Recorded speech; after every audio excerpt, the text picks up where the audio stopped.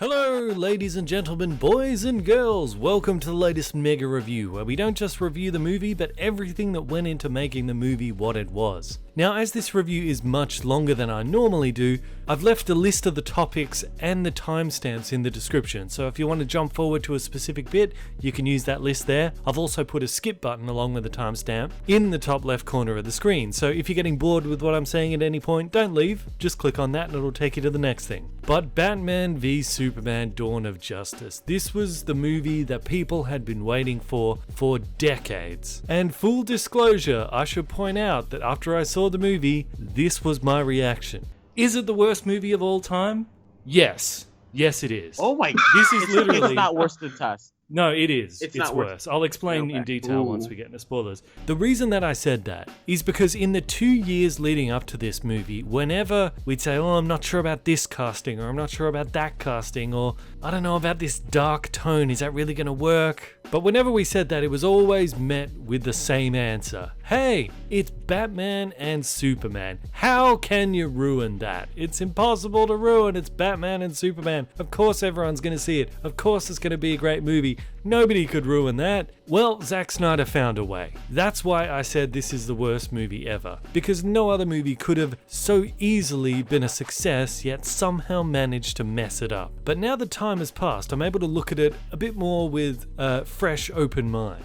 And indeed, there is a lot of great stuff. There's a lot of scenes which, taken in isolation, are fantastic. Like the Trinity fighting Doomsday, the Nightmare Dream sequence, the Batman v Superman fight itself without taking into account the things that happen before and after it, or even how it ends, just the fight itself, fantastic. Yeah, I do notice a lot of these are just the action scenes where you turn your brain off, but nonetheless, credit where credit is due, those moments are great. But it's when you take all these moments and string them together as a bigger story, that's when it really starts to fall apart. And as is often the case when I'm reviewing a movie in this depth, it often comes down to the filmmaker himself, the director. We sort of have to dig into the mind of these people to find out what they're like so as to get an idea what happened with these movies. And in doing that with Zack Snyder, I'm reminded of a certain other story I'd heard about from history. There was once a French artist called Jacobo who was hired to paint the inside of a chapel, and this man, he was a great artist, this was going to be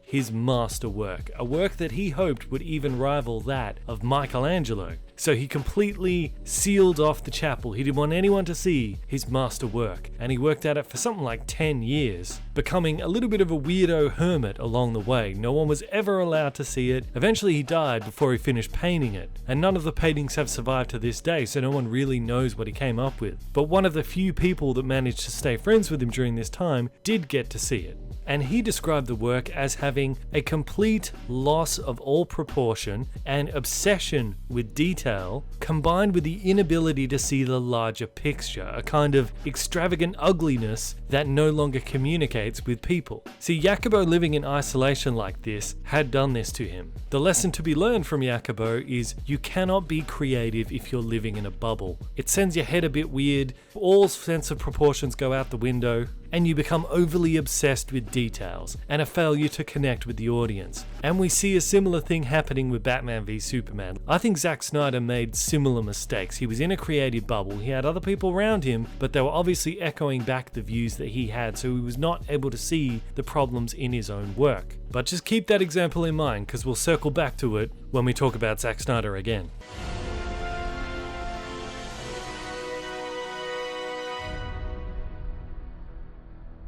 When asking the question if this movie was a success or failure, it really depends from what angle you're talking about it from. If you're talking about in terms of money, the film to date has made about $900 million, so just short of $1 billion, but undoubtedly a lot of money. However, the movie also cost $400 million, in fact upwards of $400 million to make. Add to that an estimated $200 million to market, that only really leaves you with a $300 million profit. However, that profit has to be split with the cinemas who are actually showing it. And that split can be anything from a 50-50 split to a 90-10 split. It differs from movie to movie. So when all said and done, Batman v Superman probably made between $150 and $250 million, which when you consider they now need to divide that between all the different actors that they have to pay in the movie, the different staff members, Zack Snyder himself, the producers, anyone who invested, it's really not that much. I know it's insane that a movie could make that much money at the box office, yet the return at the end of the day is so small. So from this aspect, you'd have to say that it did not reach the level they wanted it to reach as a big blockbuster movie, because obviously they made this to compete with Marvel, and Avengers Age of Ultron made much more than Batman v Superman. The original Avengers made even more. So in terms of what they projected to make back, as well as the little amount of money that they did actually profit from it in the end, it's very hard to say that it was a financial runaway success. When it comes to the critics, it's equally difficult to say it was a runaway success. It got mostly mixed to bad reviews. And look, I'm not trying to say that Rotten Tomatoes is the end-all be-all of like movie criticism and all that, but it's good sources like review aggregators. They take reviews from all different areas and put them together. And again, there's no question it was not very well liked by the critics. The fanbase, however, not so clean-cut. Just like Man of Steel, Batman v Superman did divide audiences, which was a real shame for me because as a past defender of Man of Steel, I was looking to this movie to finally patch up the problems of Man of Steel and unite the fan base again. It didn't, and I'll get into all the details of that very soon. But the argument among the fan base still rages to this day. Was this movie just too smart for the people who don't like it? Or are the people who don't like it just too smart for this movie? Well, this is an argument that will probably never be finished, but hopefully throughout this video I can bring up some arguments that neither side has really thought of before. So it's very difficult to call this movie a success from a financial point of view, from a critical point of view, and even with the fans.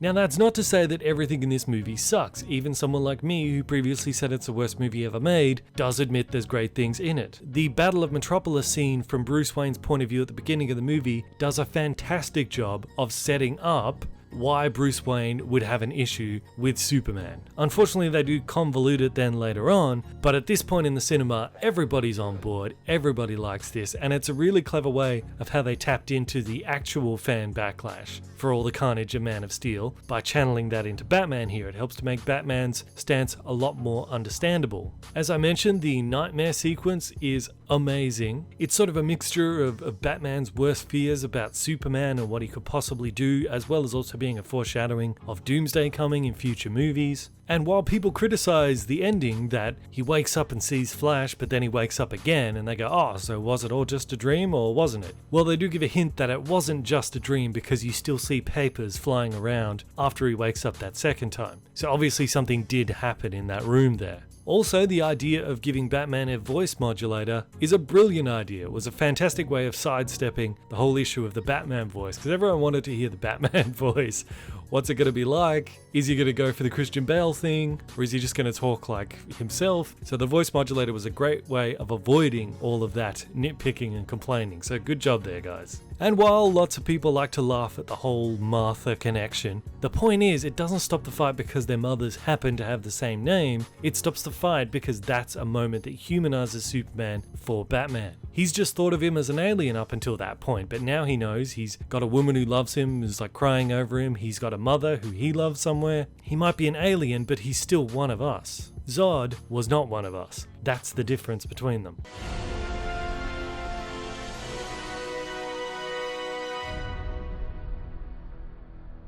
Okay, let's get into the nitpicking. Way too many dream sequences in this movie, and this is where I was disappointed, because a criticism for Man of Steel was there was too many flashbacks going on. I defended the flashbacks in that because it's a way of linking in the origin story of Superman, but without having to tell the story in a linear fashion, which would be boring because no one wants to see all that again. So I felt there was a certain justification for disrupting the story by throwing in all those flashbacks then, so I was happy to defend that. But in Batman v Superman, 90% of these dream sequences are completely unnecessary. And I think Zack Snyder might have just learned the wrong lesson from the criticism of Man of Steel. It's like, oh, flashbacks. They don't like flashbacks, so I won't have any. Well, no, it's not flashbacks people don't like. They don't like the story being broken up. And you created that same problem by just putting in all these dream sequences. One dream sequence in particular that's awful is the Kevin Costner ghost. I mean, was that even a dream sequence? We don't know. We don't know. I guess it's implied that it was just in Superman's head.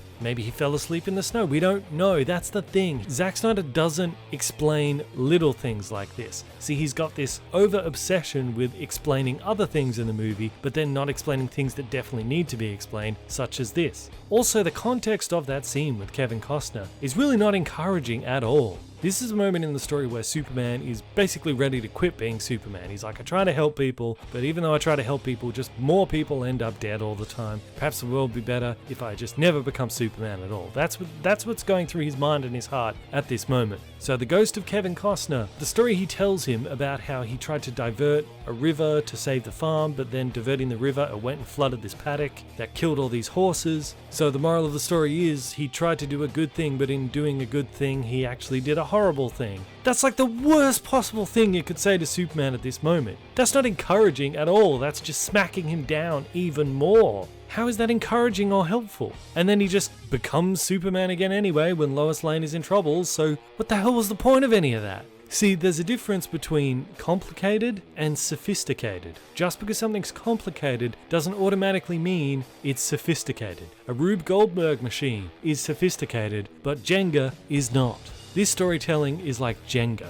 And this isn't a problem that's just isolated to this movie. I've noticed this in a lot of movies nowadays. Filmmakers seem to have difficulty in knowing what is the optimal amount of story to put into a movie. This movie, like many others, tries to shove too much story in there. It's more than the audience can digest, and then because you're cramming it all in there, you can't explain a lot of stuff effectively, so it ends up looking like it's just dumb. And I honestly don't understand how that's even possible in the movie business. They know that one page of script equals roughly a minute of movie time. That's like an old school rule of thumb for scripts. So if they know how long they want their movie to be, shouldn't they be able to look at the script and go, okay, that's too much, let's take out a subplot. Let's take out one of these 50 dream sequences or 49 of these 50 dream sequences. I just don't see why they end up making movies that are so long and then have to cut half an hour, leaving open all these plot holes. And the fact that there are many plot holes and things that are left unexplained is particularly confusing because this script seems to insist on answering the questions that have already been answered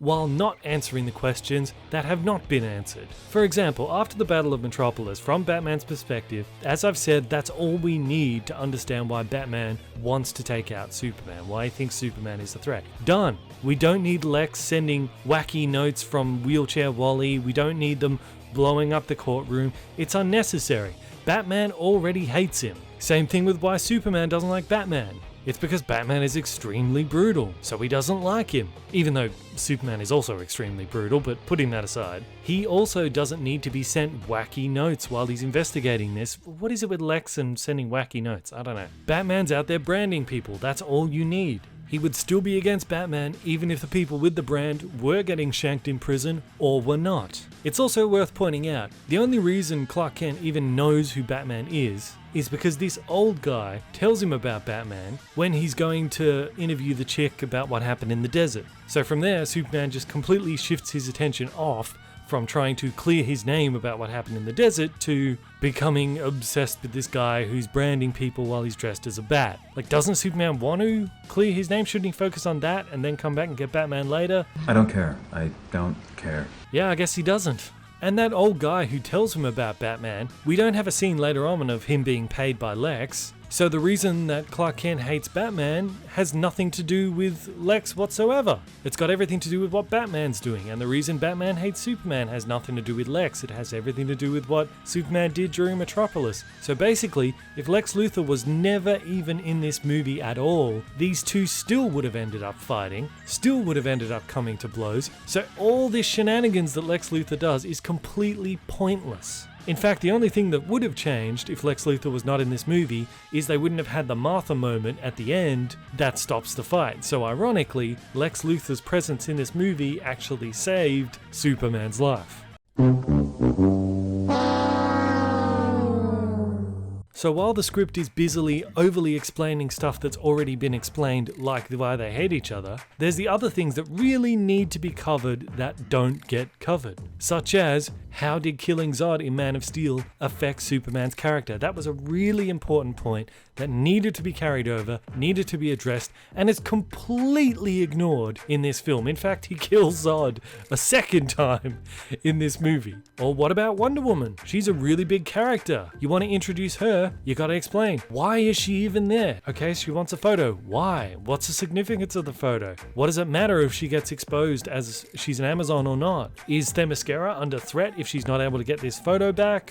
Why does Doomsday's appearance convince her to step out of the shadows and protect the world, but the events of Man of Steel did not? Did she not know about them? I mean, I got nothing against having Wonder Woman in the movie, but you gotta give her a good reason to be there, and a photograph is not a good reason. Why not, instead of having Lois Lane investigating a LexCorp bullet for an hour of the movie, she instead investigates Lex's metahuman thesis? The metahuman thesis. Yes, the metahuman thesis. It's in the movie. That would have given Lois Lane something better to do in the story, and it could connect her to Wonder Woman. Maybe Lois Lane is the one who convinces Wonder Woman to help out. That's killing two birds with one stone right there.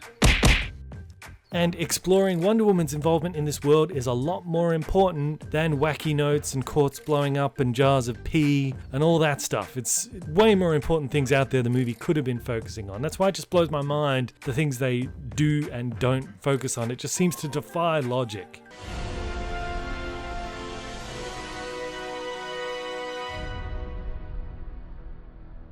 Another thing that defies logic is how good Ben Affleck turned out to be as Batman. Who could have seen that coming? Who would have thought the guy who's only made 2 good movies in his entire career, who has probably the worst history of movies of anyone ever in all of Hollywood, who would have thought that guy is suddenly going to turn around and be one of the best Batmans we've ever seen? I certainly didn't see it coming, and I eat crow. I thought it was absolutely ridiculous that they picked Ben Affleck when there were so many other choices at the time, but I was wrong.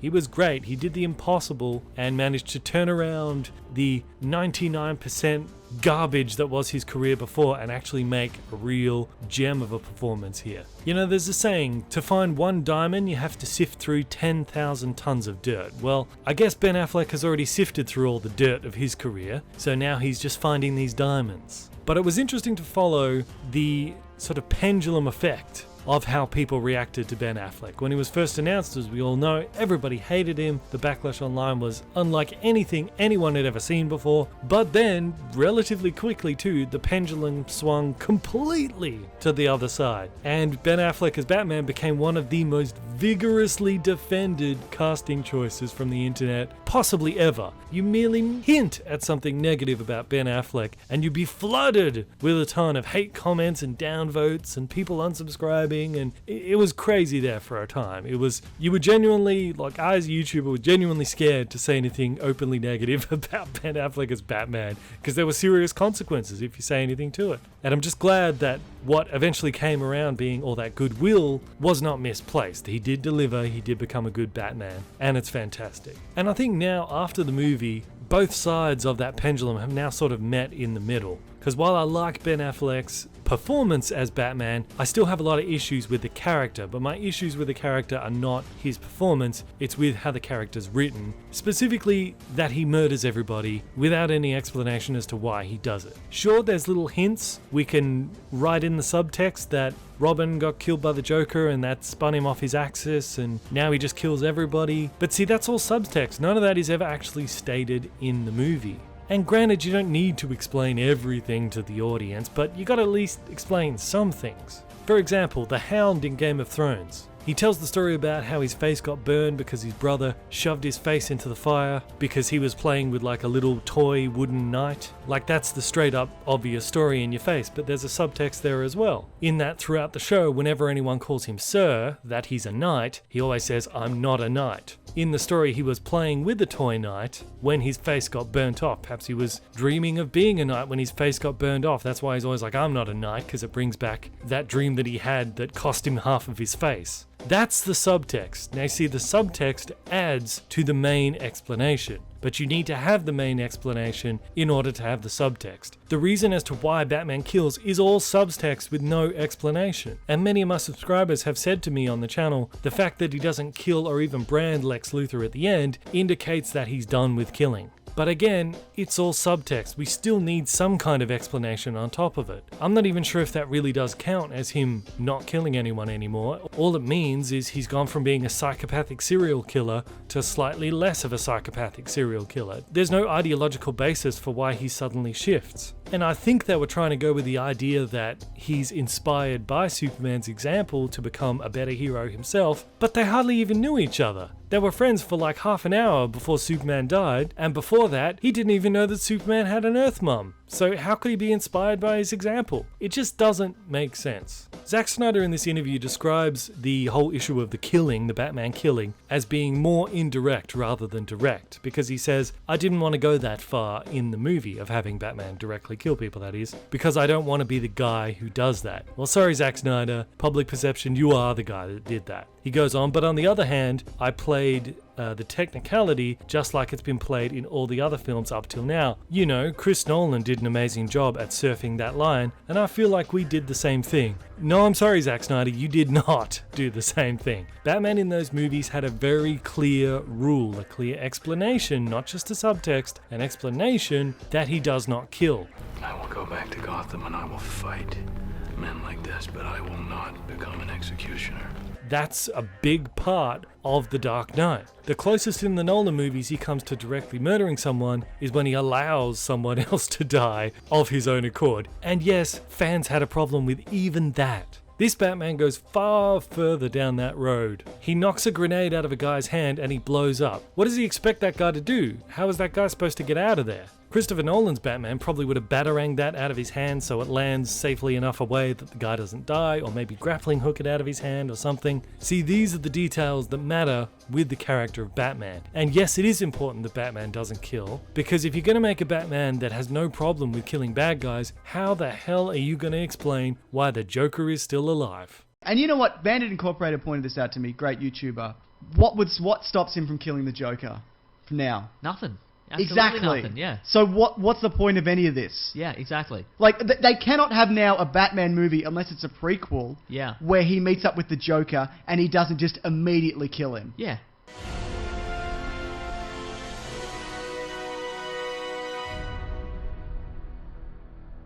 So the motivations for Lex Luthor in this is suspiciously similar to Batman's motivations in the comics, and vice versa.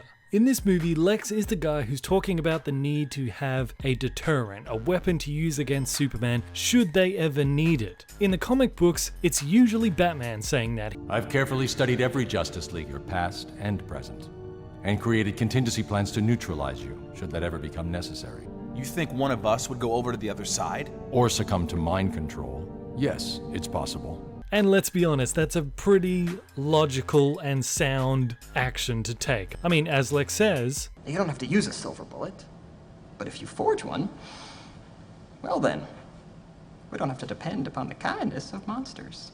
yeah, that's very true. Meanwhile, Batman in this movie, his attitude towards Superman is he's an alien, he's an outsider, he has no business here, he'll never fit in, he's not a human being, Earth belongs to humans, and his very existence is a threat to all of humanity. About an alien who, if he wanted to, could burn the whole place down. There wouldn't be a damn thing we could do to stop it. This may be the only thing I do that matters. This is about the future of the world. You were never a god. You were never even a man. That is usually the Lex Luthor from the comic books series. Lex Luthor in the comics views himself as a champion of humanity fighting the ultimate evil, that being Superman. All men are created equal. All men are created equal. All men. You are not a man, but they've made you their hero, and they worship you. So tell me, what redemption do you offer them? Those red eyes, I'm sure they look right through me, like I'm nothing more than a nuisance. But when I see you, I see something no man can ever be. I see the end. The end of our potential. The end of our achievements. The end of our dreams. You are my nightmare. But even staring at you, the abyss, I am not afraid. Trust me, I'm not. Because whatever you have, I have more. I have hope. Yet that's Batman in this movie, so they've taken the motivations of Lex and Batman from the comics and just completely swapped them. But Jesse Eisenberg, oh my god, Jesse Eisenberg. Rumor has it that he originally tried out to be Jimmy Olsen, the guy in the beginning of the movie that gets shot, that was supposed to be shocking Game of Thrones style, but instead they decided to make him Lex Luthor because Mark Zuckerberg, I guess? This really makes me wonder, do they just not know what Lex is like in the comics, or do they just not care? Because if you're going to change a character from the comics so much, why even bother calling him Lex Luthor? Why not just call him someone else? Why not just make a whole new character? You could add Jesse Eisenberg playing the exact same role, but maybe he's a version of Toyman. Nobody would care then, it wouldn't matter. But when you call a character Lex Luthor, we have been dying to get a Lex that is comic book accurate for so long. It'd be great to see a Lex that's actually a real, solid villain rather than a bumbling idiot. And this performance is just completely all over the place. It is so far removed from the Lex we know. How this guy can even run a company, I have no idea. Mind you, I guess he did steal it off his dad, so from the way he describes his dad was the comic book Lex that we all wanted, so now he's just some trust fund upstart who's playing around with daddy's business. That's awful, awful. And the thing that gets me about this version of Lex is similar to the whole thing of the reason why Batman's kills being subtext. In this as well, the reason why he hates Superman is also subtext. Let me explain. All of the core characters in this movie have at least a goal that they want and a plan to achieve it. Batman wants to kill Superman because he thinks he's a threat, so he's going to steal kryptonite from Lex in order to do it. Got it. Clear plan. Superman wants Batman to stop being a total psychopath, so he decides to bully him into quitting. Maybe not a great plan, but still, he's got a goal in mind and you understand why he's doing what he's doing. Wonder Woman wants her photo back, so he's going to steal it from Lex. Again, a clear goal and plan. Lex, however, while he does not have at all a clear plan, he might at least have a semi-deep motivation for what he's doing. He doesn't just want Superman dead, he wants Superman to be exposed as a false god. They need to see the fraud you are. This seems to be connected with like Lex Luthor's atheism and his hatred of any idea of God. No man in the sky intervened when I was a boy to deliver me from daddy's fists and abominations.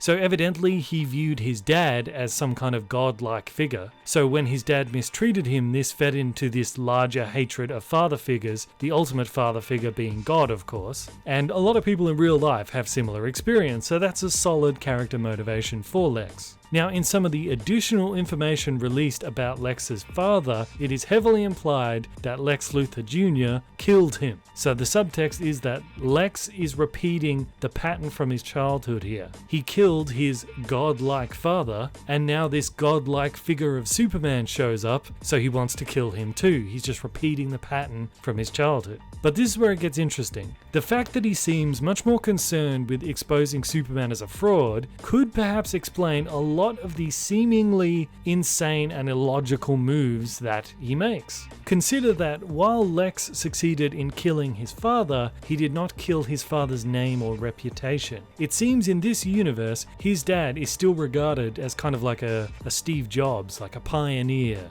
And the monster that he was behind the scenes apparently only Lex Jr. saw. You could imagine how this would eat away at the young Lex. Every time somebody shakes his hand and talks about how wonderful his father was, he'd be seething inside, knowing the fraud that his father really was. So now with Superman, he doesn't just want to kill him, he wants to make sure his name is ruined first. This would explain why he sets up all of these wacky scenarios trying to make Superman look bad. The terrorists in the desert, blowing up the courtroom, forcing him to battle Batman to the death. None of this is really necessary in order to kill Superman, because all you need to kill Superman is the kryptonite, which Lex already has. Yes, I know Batman does steal the kryptonite, but remember, Lex still has a little bit of it. He has that little kryptonite scalpel thing that he used to remove Zod's fingerprints. He could form a single bullet out of that and just shoot Superman in the heart with it. He could grind it into dust, sprinkle it in his food. Remember, Lex knows that Superman is Clark Kent. So if all he wanted to do was kill Superman, he could have done that very easily. There would have been many opportunities for him. So killing Superman is not the difficult part for him. Exposing him as the fraud is the difficult task. And setting up all these scenarios involving Superman that go bad create the public impression that Superman causes just as many disasters as he prevents, which probably is true actually. Now of course the obvious point is, if Lex wanted to create a negative portrayal of Superman in the public, all he'd need to do is point to what happened in Metropolis in the last movie. He doesn't need to frame Superman for all these crimes. But of course, let's just set that aside for the time being. This motivation to expose Superman as a fraud is kind of the only thing that can excuse all of these weird contradictions in his plan. I mean, if he was always planning to blow up that courtroom, then why did he bother even asking for an import license from that senator? She's just going to blow up anyway, so why bother? And if he spends 2 years trying to manipulate Batman to kill Superman, then why did he make it so hard for him to steal the kryptonite? Why didn't he just give it to him? Offer it to Bruce Wayne as like a corporate gift from LexCorp to Wayne Enterprises? It really seems like he was working against his own interests. The only explanation that makes sense with all these contradictions is Lex is just throwing as much mud as he can at Superman to see what will stick. He doesn't care what. Will sending weird notes to Bruce Wayne make him hate Superman? I don't know, just give it a shot. Will blowing up the courtroom make Superman look bad? Maybe. Blow it up. If you barbecue a bunch of terrorists, will that turn the government against him? Probably not, but it's worth a shot. It's a totally erratic plan, no doubt, but then again, this Lex is completely erratic. It's all subtext, none of it is directly explained, but it can add surprisingly more layers to Lex's motivation. It's also worth pointing out that Lex does say to him, "No God in the sky intervened to save me from my dad's fist," and then later on, Superman intervenes to save him from Doomsday's fist. So Superman was kind of like being the dad he never had, I guess? Yeah, there's a lot of daddy issues with Lex. I mean, was this written by Damon Lindelof? Because that's normally his thing. But look, I just got to throw this in as well. After seeing the theatrical cut, everyone said, why would anyone think Superman killed all those terrorists in the desert? Because he doesn't shoot people with bullets. In the Ultimate Edition, it shows that KG Beast is flamethrowing the big group of guys, making it look like they were killed with Batman's heat vision. But even so, the bullets are still in the bodies, right? So what difference would that make? Plus, everybody's watching them on a satellite. They see Jimmy Olsen get shot. How could they see that, but they could not see KG Beast shooting all the terrorists and burning the bodies? There's a drone flying overhead, really close by, that probably saw a lot of stuff. There's even a group of CIA agents right over on the other hill on horseback who ride right in immediately after it. None of them saw anything. None of them saw KG Beast driving out the back door as they were riding in the front door. With so many eyes on this village from all different directions, it's just ridiculous that we're spending so much time on trying to unlock the mystery of what happened. And then the military tells Lois Lane that they already knew that Superman had nothing to do with it in the first place. So what the hell was the point of all this? Thanks, movie, for wasting over an hour and 20 minutes unraveling something that we all knew from the very beginning and anyone with half a brain could have figured out in about 30 seconds. Way to go, idiots! Really enthralling storytelling.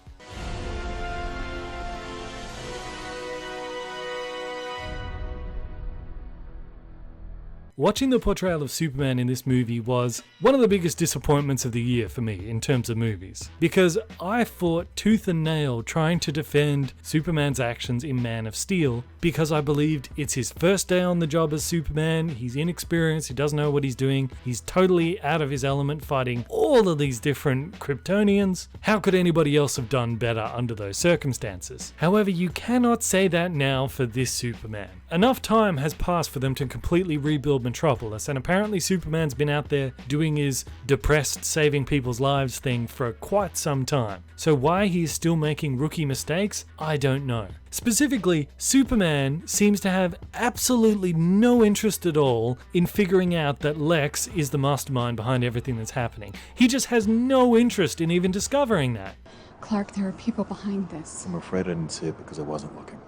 Instead of listening to what she says and maybe going investigating it, he instead just wanders around the mountains for a while talking to his ghost dad. That's a time when you would fly into like the Oval Office and talk to the president and say, okay, this is what happened. In fact, why is this court case the only time now that he's kind of properly introduced himself to people? Christopher Reeve's Superman, once he was first outed in public, he sits down with Lois Lane, does an interview, lets everybody know who he is, what he's about, what he will do, what he won't do. He points out that he's not going to get involved in military affairs. He's just going to save people's lives. He doesn't want to become a political tool. So from the get-go, everybody knows what the score is with Superman. The Henry Cavill Superman, though, apparently doesn't feel any need to reassure the world about his intentions at all, which he really should, considering what happened with the previous Kryptonians. All this speculation that's happening about him on TV and all the news where every action is a political act, what side of the political spectrum does he stand on? Why has he not spoken to anyone about this? I mean, come on, if you're the most powerful man on the planet, you really owe it to the public to let them know what kind of person you are.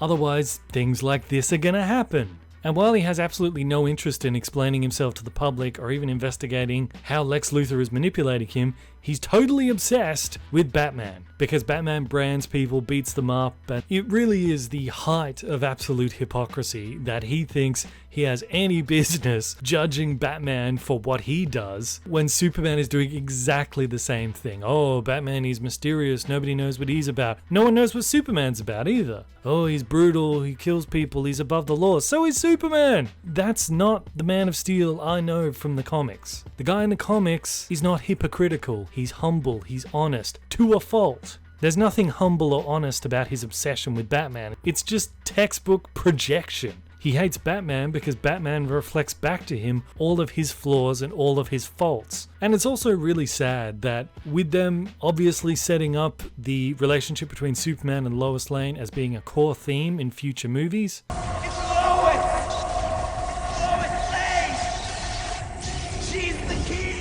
yet when you really think about it, we don't even know why these two are together. Really think about it. I mean, apart from the fact that they're both good-looking people and she knows his secret, why are they together? They don't really have anything in common. They don't seem to communicate very well with each other. I mean, apart from the fact that he keeps saving her all the time, I don't see any reason why they'd still even be together. In the Christopher Reeve Superman, and I'm sorry to keep going back to that, but in the Christopher Reeve Superman, the relationship between Superman and Lois is already set up by the fact that she kinda likes Clark already. The qualities that she respects and admires about Clark, she also respects and admires about Superman. The only difference is the Superman persona has the confidence to actually flirt with her. But the fact that she likes Clark Kent before shows why she also likes Superman.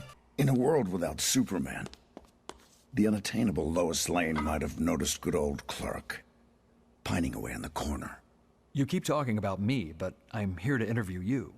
I'm just saying, a strapping farm boy with brains, integrity, and no discernible style of his own. You're a prize catch for a cynical city girl. Why haven't you filed an appeal? But with him around, you're a parody of a man. A dullard, a cripple. It also doesn't help that Superman is written in such a way that he's probably one of the dumbest people I've ever seen in any comic book movie. I don't hate the sinner. I hate the sin. 10 seconds to end. And yours?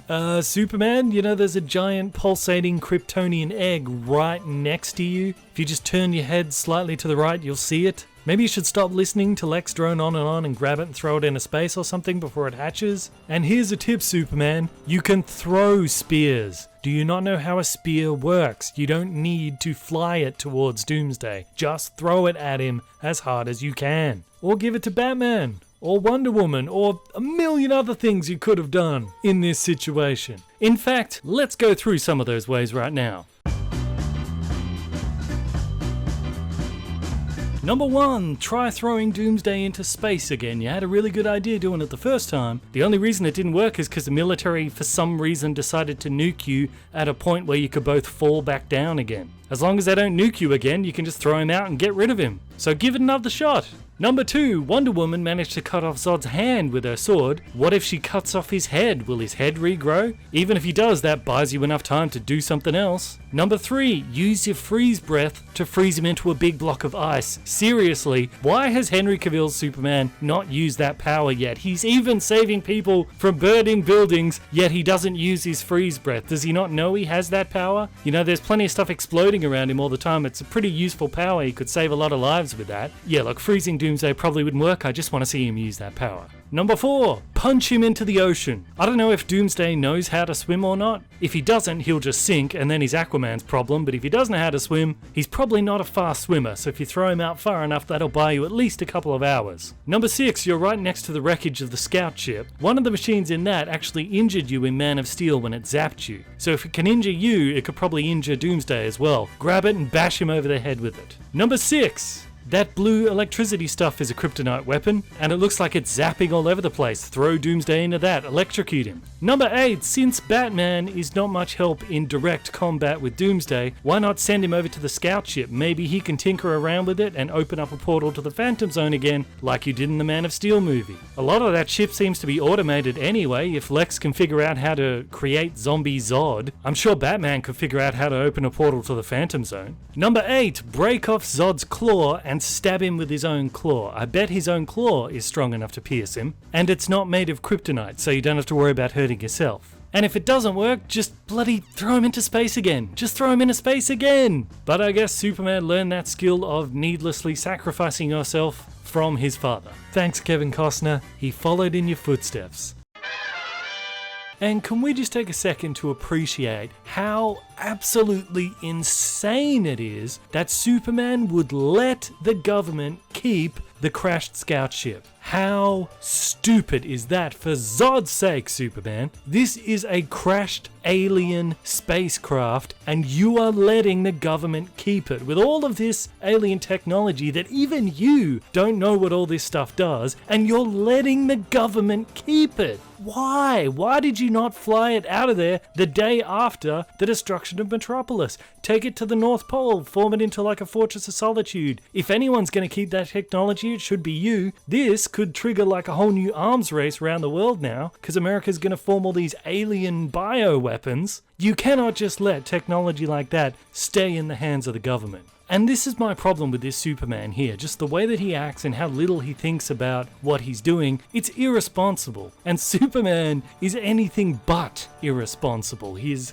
supposed to be the most responsible person in the world. The idea is supposed to be that power corrupts and absolute power corrupts absolutely, but Superman is the exception to that rule. He's the one guy who you actually trust with being the most powerful man in the world. And this version of Superman just completely destroys that. Oh yeah, and thanks Zack Snyder for taking the Death of Superman storyline and stuffing it into this movie completely unnecessarily, totally ruining any emotional impact we might have from Superman dying, because we know they're making Justice League right after this, and of course Superman's going to be in that, so we know he's going to come back to life anyway. And thanks so much for doing such a terrible job of it as well. Guaranteeing now that we'll never get to see that storyline done properly later on, not until we get a whole new cinematic universe for this, which might be 10 years down the track, and by then people will probably be sick of seeing comic book movies. So way to go doing a terrible job of recreating that story, and also possibly burning any chance we might have of seeing that in live action again.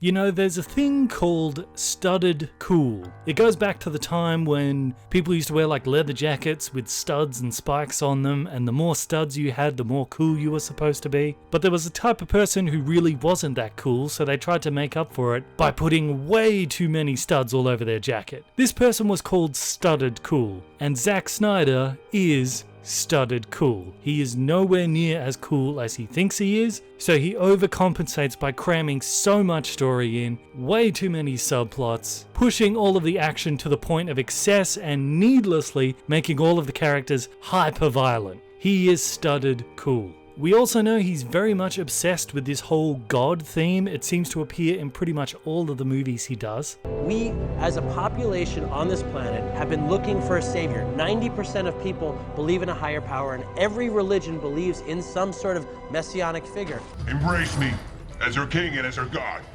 God exists, and he's American.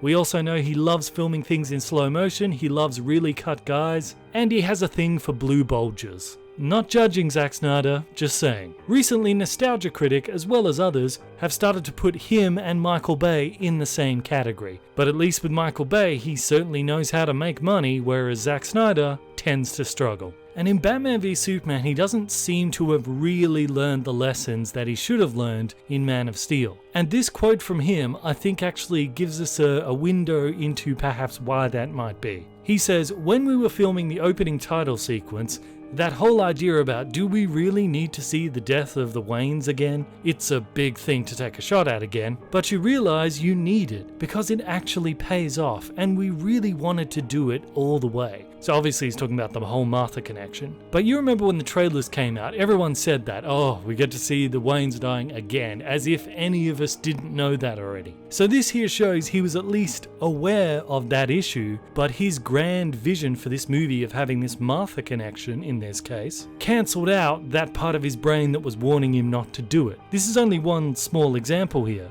but it would explain a lot of the decisions in this movie. I think it's not that he doesn't see these issues, but he just doesn't care because his vision of what he wants to do seems more important in his mind. And often that can work out in film. Problem is, if your vision is stupid, it's not a good thing. All of the dumb little things will eventually add up to the point where the vision doesn't matter. Another sort of rule of thumb of cinema is that an audience will take only 2 eats. An eat is when an audience is presented with something that really doesn't make that much sense, but the audience is willing to set that aside and say, okay, I'll go along with it. Normally 1 eat you can get away with. You can sometimes get away with the second one if it's at the very end of the movie, maybe to give you a happy ending. But if you do more than that, the audience starts to go, oh, come on. There's way too many eats in Batman v Superman. And it's really sad to see Zack Snyder slowly transforming into this mocked figure, because the guy does have some good ideas. Take this quote for example, where he's talking about the need to test a hero's values. He says, it's the only way to move forward with a hero, because otherwise the hero drowns in the mire of his own morality,